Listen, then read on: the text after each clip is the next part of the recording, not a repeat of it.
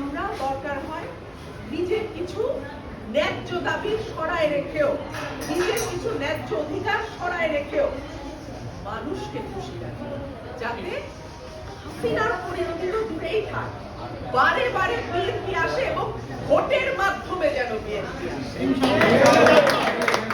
আমরাও মেয়াদের পর মেয়াদ মানুষের সেবা করতে চাই, সেটা ভোট ছাড়া না। আমরা মেয়াদের পর মেয়াদ মানুষের পাশে থাকতে চাই, সেটা ভোট ছাড়া না।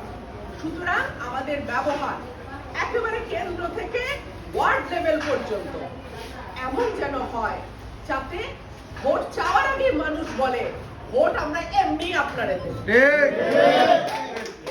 এইটুকুই আমার আপনাদের প্রতি অনুরোধ থাকবে, যারা বিএনপির জন্মলগ্ন থেকে আছেন, আমার বড় ভাইয়ের মতন, আমার বাবার মতন অনেকে, আমি আপনাদের কাছে দোয়া চাইবো, আমি আপনাদের কাছে আশীর্বাদ চাইবো, এবং আমি আপনাদের কাছে হাত জোড় করে বলবো যে পদে থাকেন বা না থাকেন, পরিবার তো ছাড়া যায় না, তাই না?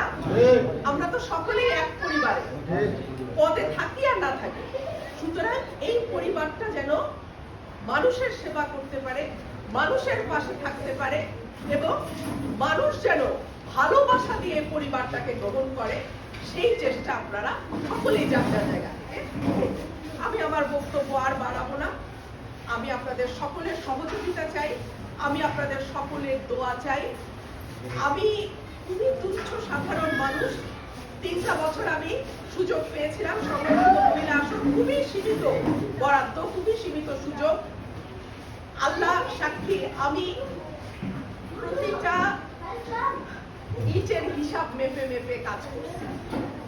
কোন রকম কোন দুর্নীতি, কোন রকম কোন স্বজনপ্রীতি আমি হতে দিই।